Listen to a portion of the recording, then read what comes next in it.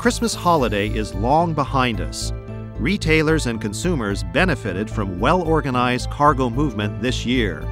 The peak season of 2005 came and went without the congestion and confusion of 2004. Because of responsive strategic planning and the implementation of new initiatives, the goods movement industry has improved operational efficiencies on the waterfront. The days of 94 ships waiting for a chance to dock and unload in the Los Angeles Long Beach harbor are mercifully just a memory.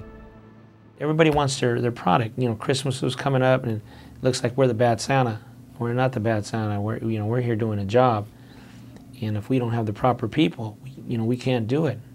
You try to do the job, but I can't ask a cook to cook me a piece of steak without fire, So, us on the docks, you need everybody. You need the clerks, you need the foremen. But I called it the perfect storm, because really it was an issue. We had a shortage of labor. We had problems with the trucking, not enough drivers. We had a situation with the rail, not enough equipment for the rail to get in. The technology on the terminals wasn't functioning as well as it might. And all of those things combined, plus we had a peak season that jumped at a 14% level when they had been looking at 5%. So all those factors collaborated to create this perfect storm that resulted in the 2004 congestion. In contrast to the crisis of 2004, the success story of the 2005 peak season included several compelling chapters worth recalling. To start, longshore labor was more abundant. There were more workers on the docks and in the terminals than in previous years. Also, more accurate projections for labor requirements were developed from new, highly effective metric quantifications that track goods movement trends. The Pier Pass Off-Peak Hours initiative progressed to full implementation, effectively spreading out the flow of truck traffic on the freeways, bridges, and surface streets. The percentage of total cargo moved during off-peak hours jumped from 12% before July to about 33% through November and has maintained that pace since. Rail capacity and velocity increased as the railroad companies hired new workers, added new track capacity eastward, and implemented other operational improvements.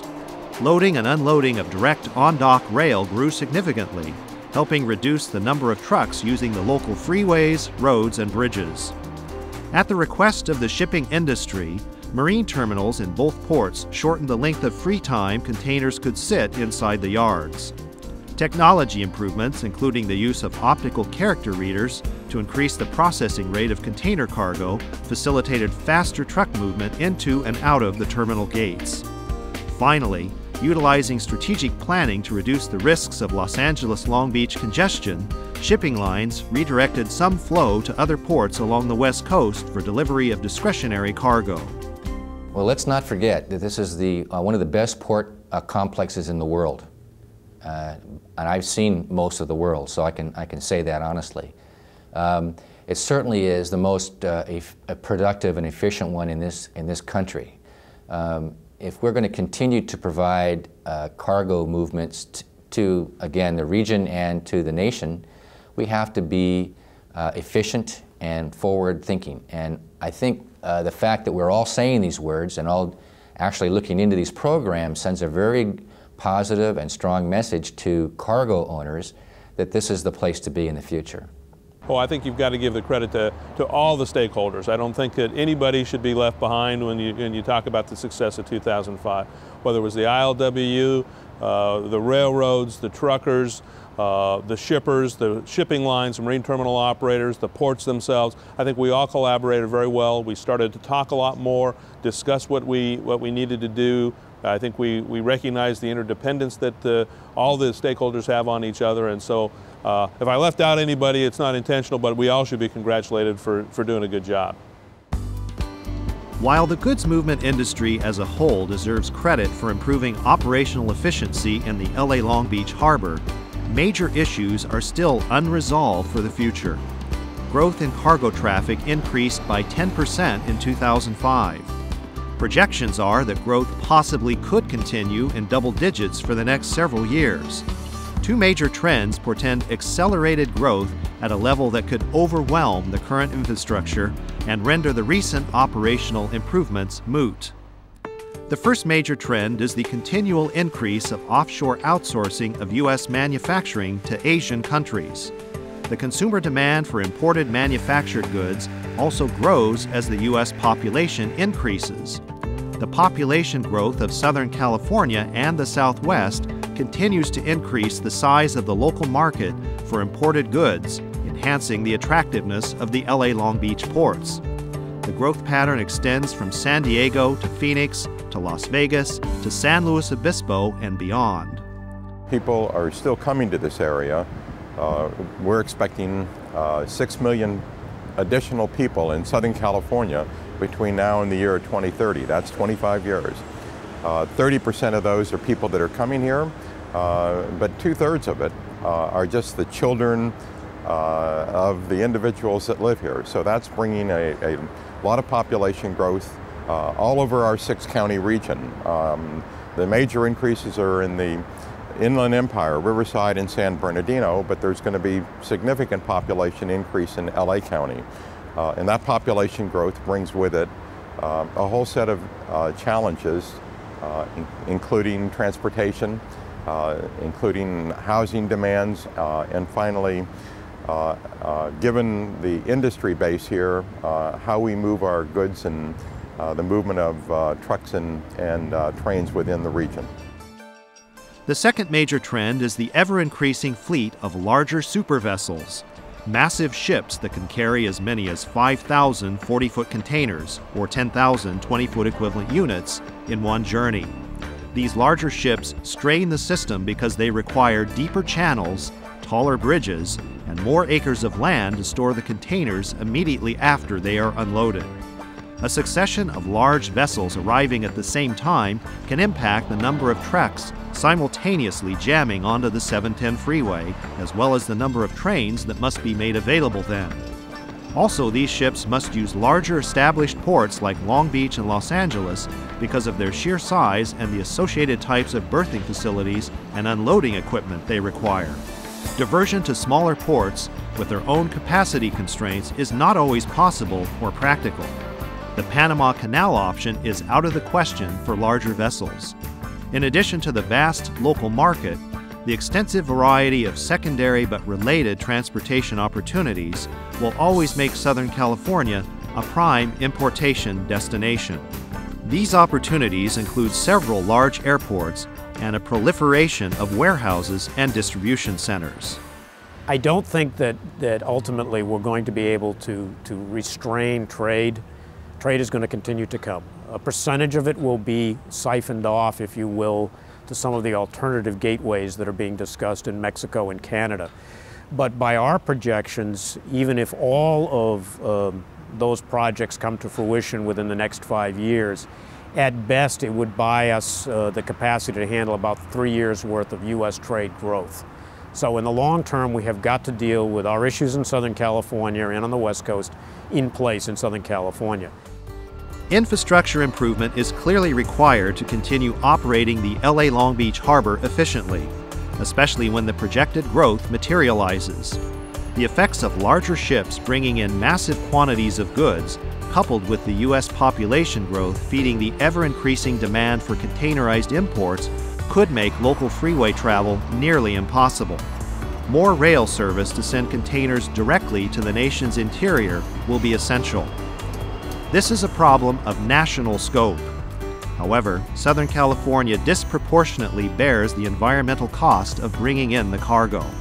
Simultaneously, though, the region benefits from jobs created, businesses stimulated, and tax revenues generated.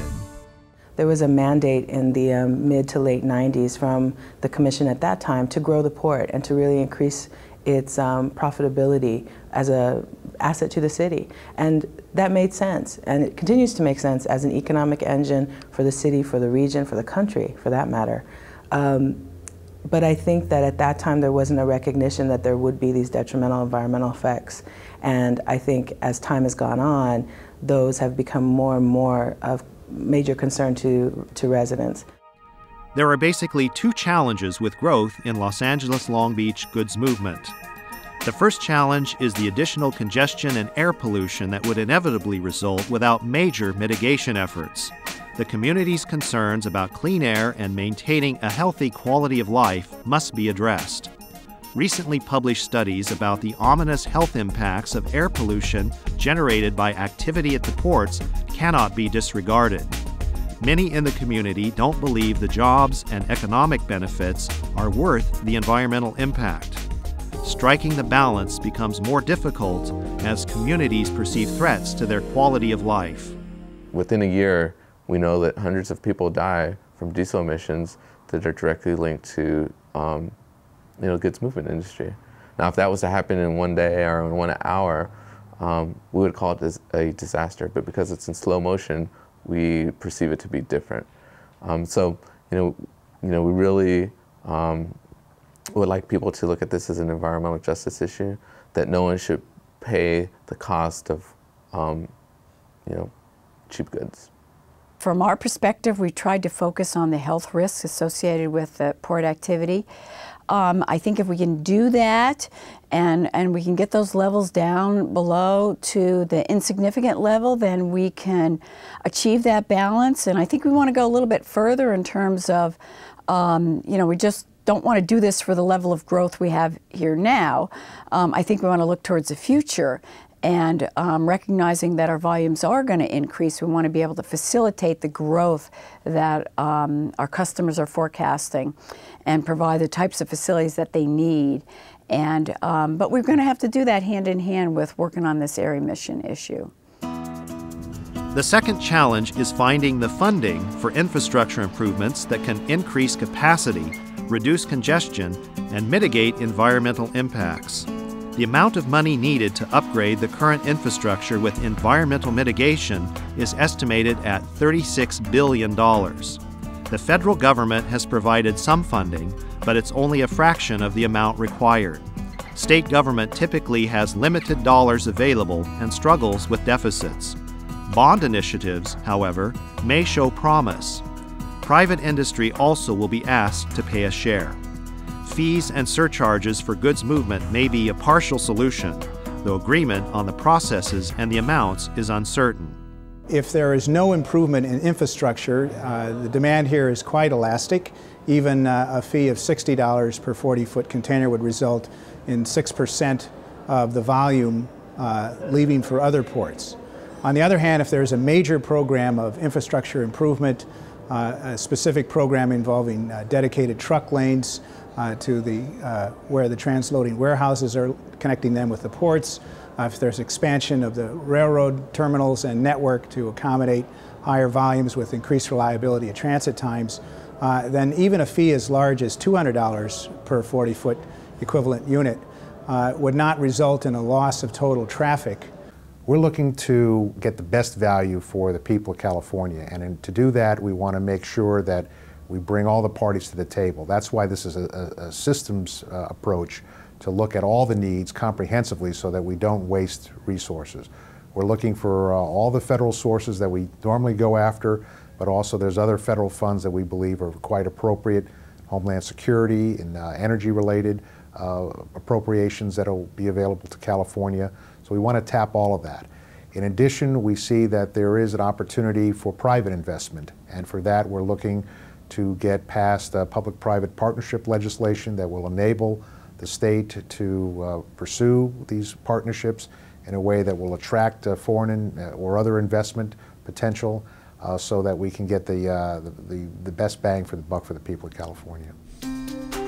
Ultimately, the communities, the goods movement industry, cargo owners, government agencies, end users, and local politicians must come to a consensus with state and federal legislators on the urgency of the infrastructure problem and the methods required to mitigate the environmental impact. Funding for solutions must come from a combination of public and private sources. This is now a national problem because of the economic stakes involved.